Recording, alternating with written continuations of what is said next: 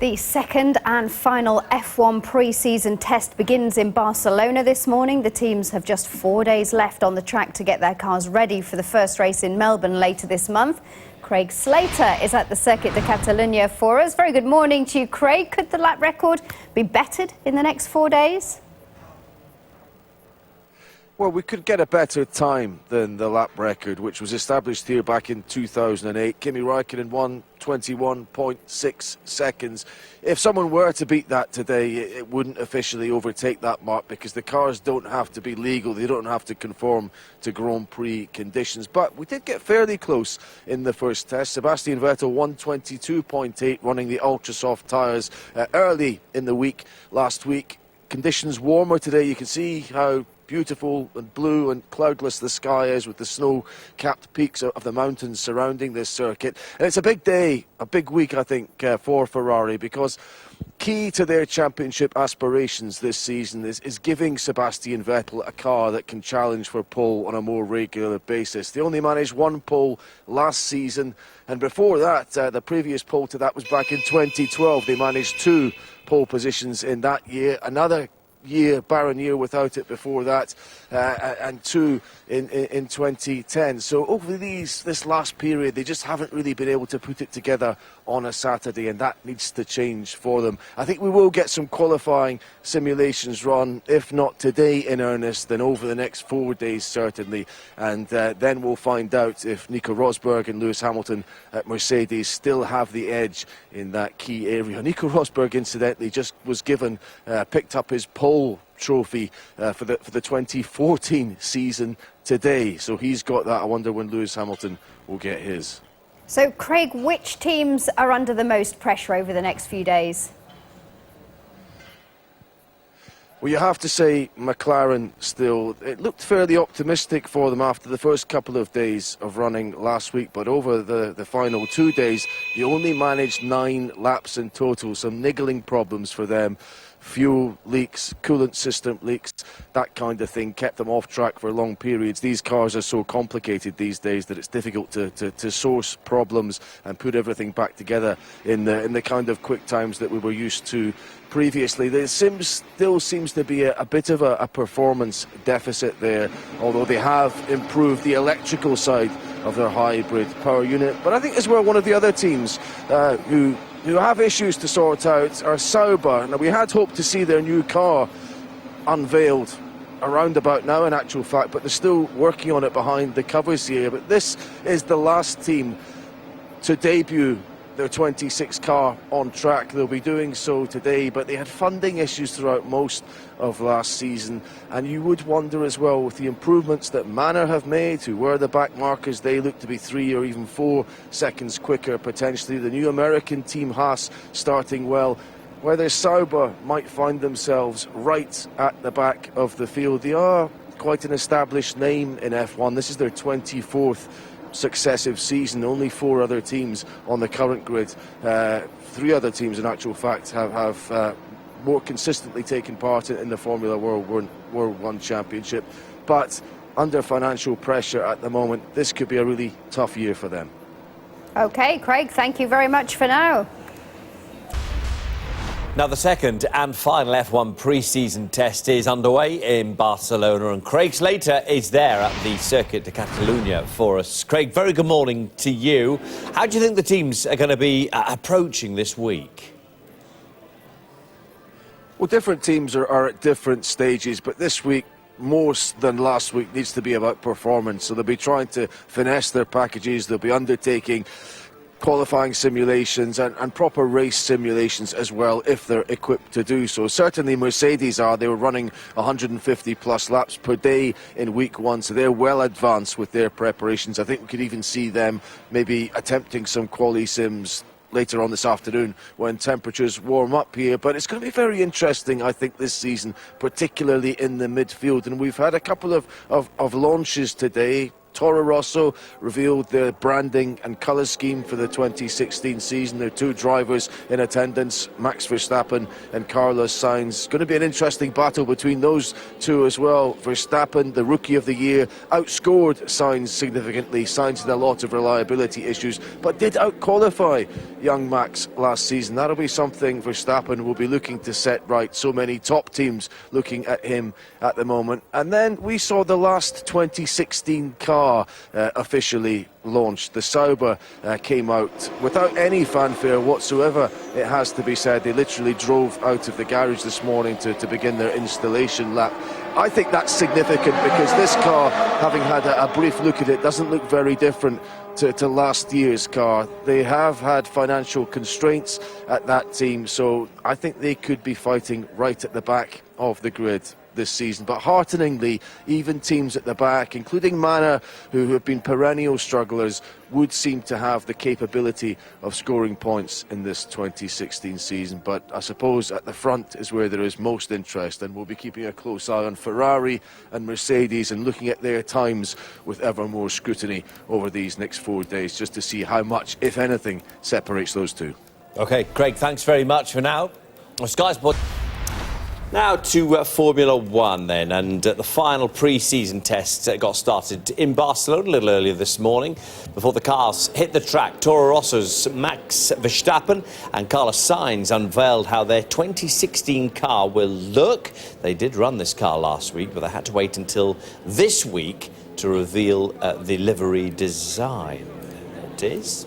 Well, Fernando Alonso was first out in the McLaren. Nico Rosberg is in the Mercedes, and Lewis Hamilton takes over this afternoon.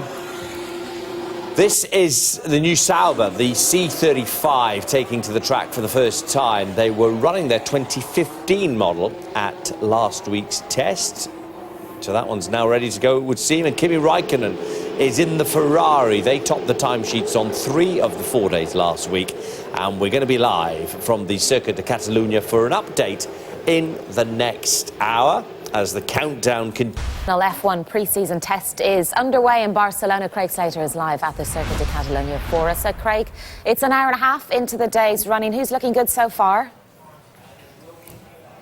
Well, there's been a flurry of activity in the last 5 minutes at the top of the timesheet. Williams were the early pace setters with Valtteri Bottas. Just seeing the Red Bull with Daniel Ricciardo going past. That's an interesting car today. It's got Flow-Vis paint on the exhaust. A big debate whether the teams can extract some extra performance by using those exhausts aerodynamically. But Bottas was displaced by Nico Rosberg, new front wing and nose on the Mercedes today. Then Max Verstappen took over at the top, and then Kimi Raikkonen flexed his muscles with the third fastest time on medium tyres since testing began last week. So I think we can see, as the Red Bull comes round again, the teams are starting to add performance.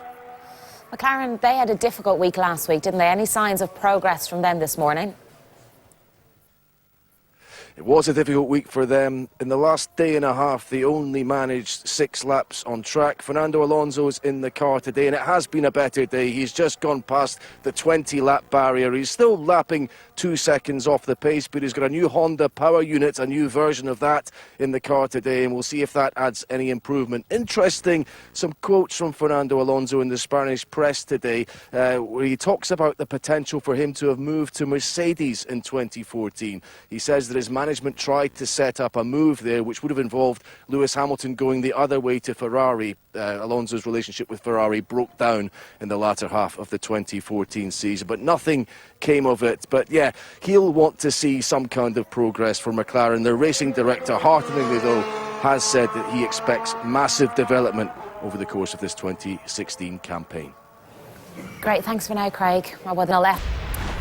Mercedes are beginning to show their hand at the final test in Barcelona, setting their quickest time of winter testing so far. Before the cars took to the track this morning, though, there were a couple of launches to be done. Toro Rosso's Max Verstappen and Carlos Sainz unveiled how their 2016 car will look. They did run this car last week, but had to wait until today to reveal the new livery. There was no official unveiling for the new Sauber. This time, it was C35 taking to the track. For the first time, they ran their 2015 model at last week's test. Mercedes continued to top the timesheets, just as they did last week, and their drivers are splitting the day because of this high mileage. Nico Rosberg was in the car this morning, and it's Lewis Hamilton this afternoon. And up until today, the world champions had only run the medium tyres, but just before lunch they switched to the quicker softs and beat the best time set on those tyres by Ferrari last week, by more than half a second, in fact. Kimi Raikkonen's in the Ferrari today. He finished the morning's second quickest with a total of 41 laps under his belt, almost half of the number completed by Mercedes. And McLaren looked to have put last week's difficulties behind them. There was plenty of running for Fernando Alonso. He did 50 laps this morning and set their quickest time so far during pre-season. Well, we can cross live to Craig Slater, who's at the Circuit de Catalunya. And Craig, how ominous are these times that Mercedes have been setting? On the face of it, a little bit ominous, it has to be said. Half a second quicker than the best lap previously on the medium tyres, and 0.7 of a second faster than anyone else had gone, Nico Rosberg, today on the soft tyres. With that, we do have to remind everyone that it was a genuine attempt at a qualifying simulation from Nico Rosberg today. But yes, if there were, I suppose, two other scenarios, the most likely one, we all thought that Ferrari had narrowed the gap coming in here, or that the gap would remain the same. We have to also be open potentially to the scenario that Mercedes have stretched the gap again to the rest of the field. And I did put that to Nico Rosberg when I caught up with him after his morning session. Is it possible, Nico, I asked him, that you're raising the bar above the level that your rivals can follow? It's difficult to say for now. It's very close between Ferrari and us, I think, and maybe some other team might be there as well. But today, I mean, we were doing qualifying practice this morning because it's important to practice that as well, and that's all the more enjoyable, you know, to take the car to the limit and really push. Because you took delivery of the qualifying trophy for 2014, you tweeted about that. Will you have to win that trophy again this year if you're to take the championship, do you think?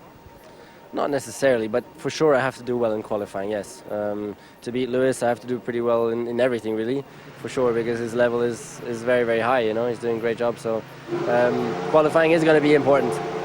You were open-minded about the new qualifying rules, but we hear they can't come in until Spain at the earliest. If they can't come in at the start of the season, should they be held over till next year, do you think? Yeah, it's not very professional, the image that we're giving with that.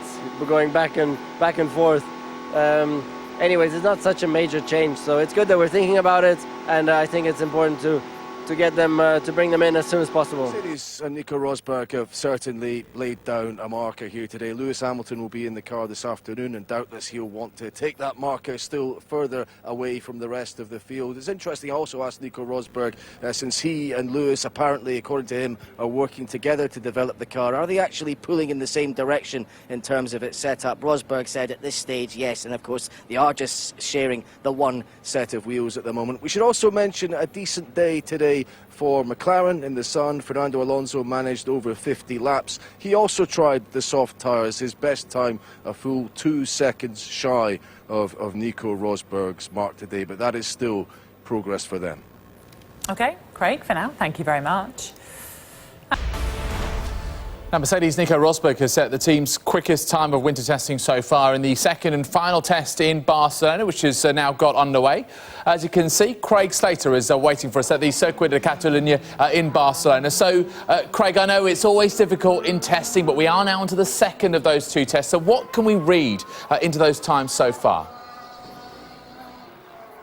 I think we do have to consider these times by Nico Rosberg today as the most significant of this pre-season. He's not in the car now. He's handed that over to Lewis Hamilton, who's on track at the moment, but not really making any great headlines in terms of his lap times. He's being watched by his father, who a couple of weeks ago told me that he expected Lewis Hamilton to stay at the top of F1 for another decade. Lewis says he doesn't plan to do that, and he doesn't think he'll be driving into his 40s. But Hamilton sticking to the medium tyres and not really troubling the top of the timesheet, in contrast to Nico Rosberg, who set the fastest time on the medium tyres this winter by a clear half a second, and then a few minutes later followed that up on the soft rubber by going 0.7 quicker than Ferrari managed last week with Sebastian Vettel. On the face of it, that seemed to suggest that Mercedes still hold a significant advantage in the F1 pecking order at the moment. And I put it to Nico Rosberg that their rivals really will have their work cut out to match those kind of times. It's very close between Ferrari and us, I think, and maybe some other team might be there as well. But today, I mean, we were doing qualifying practice this morning because it's important to practice that as well, and that's all the more enjoyable, you know, to take the car to the limit and really push.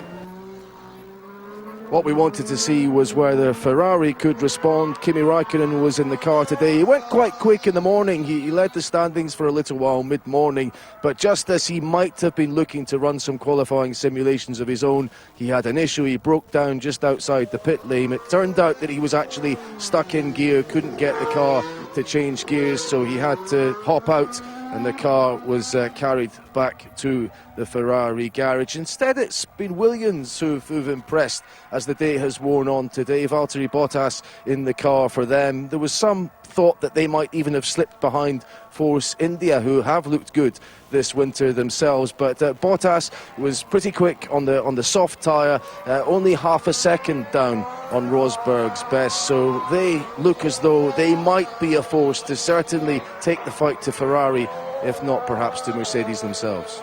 So Mercedes, Ferrari, Williams, Force India, that's obviously the front of the grid. Let's just switch to the back of the grid, and admittedly, Craig, Fernando Alonso and Jenson Button fans out there will be desperate for McLaren to do way better than they did in 2015, in 2016. Any signs of improvement from McLaren, yes, Craig? Interesting. Yes, interesting that Fernando Alonso today was talking about an approach his management made a couple of years ago in 2014 to get him a drive with Mercedes. That didn't materialise, but a better day for Alonso in the car today. He was third fastest on the timesheet for a spell with his own run on the soft tyres, which was a full 2 seconds slower than the time Nico Rosberg managed, but decent reliability for McLaren. Alonso well in excess of 50 laps, and with a new engine in the car that looks to be producing a little bit more grunt, they will hope that they have perhaps turned the corner this winter, but time running out for all the teams to get things right ahead of that first Grand Prix. Craig, thank you very much indeed. Now then, Mercedes' Nico Rosberg has set the team's quickest time of winter testing so far in the second and final test over in Barcelona. Now, before the cars went out this morning, though, there were a couple of launches to be done. Toro Rosso's Max Verstappen and Carlos Sainz unveiled how their 2016 car will look. They did run this car last week, but they had to wait until today to reveal the new livery. And there was no official unveiling for the new Sauber. This was the C35 taken to the track for the first time. They ran their 2015 model at last week's test. Fernando Alonso has done more than 85 laps in the McLaren and set the team's quickest time of testing so far, albeit 2 seconds slower than Mercedes. Alonso stopped briefly before lunch to do a telemetry issue, which was quickly resolved this afternoon. Nico Rosberg did the most laps in the morning session, 81 in all. Up until today, the world champions had only run in medium tyres. Just before lunch, they switched to quicker soft ones and beat the best time set on those tyres by Ferrari, incidentally, last week. And that they beat by more than half a second, indeed. It's very close between Ferrari and us, I think, and maybe some other team might be there as well. But today, I mean, we were doing qualifying practice this morning because it's important to practice that as well, and that's all the more enjoyable, you know, to take the car to the limit and really push. Now, Rosberg has criticised the way proposed changes to Formula One have been handled. It was announced last week that the format of qualifying would be changed at the start of the new season, but that's now been delayed until May. Not very professional, the image that we're giving with that, we're going back and forth. Anyways, it's not such a major change, so it's good that we're thinking about it, and I think it's important to get them to bring them in as soon as possible. Lewis Hamilton has added another 80 laps to Mercedes' tally after taking over from Rosberg this afternoon, but has been focusing on long runs rather than pace. His father, Anthony, is also at the Circuit de Catalunya. And Ferrari's Kimi Raikkonen had a frustrating start to the afternoon. He posted the second fastest time this morning and completed 41 laps. But soon after lunch, he broke down when his gearbox got stuck in 8th gear. 8th gear? I've only got 4. Okay. Now, Mercedes have finally begun to show their pace after Nico Rosberg set the team's quickest time of winter testing so far on day one of the second and final test in Barcelona. Rosberg did the most laps in the morning session, 81 in total.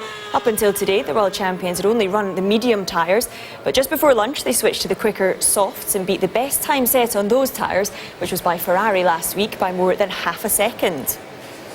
Lewis Hamilton took over in the afternoon and added another 90 laps to Mercedes' tally. He focused on long runs rather than pace and posted just the 6th fastest time. And we can get more now on Cross Live to Craig Slater, who's at the Circuit de Catalunya for us. So Craig, what did we learn from today's running? We learned that Mercedes perhaps still have a significant advantage heading into the 2016 season. It was a 15-minute spell, as you say, just before lunch. Nico Rosberg set the fastest time this winter on medium tyres by half a second, and then went on to set the fastest time on soft tyres by 0.7 of a second.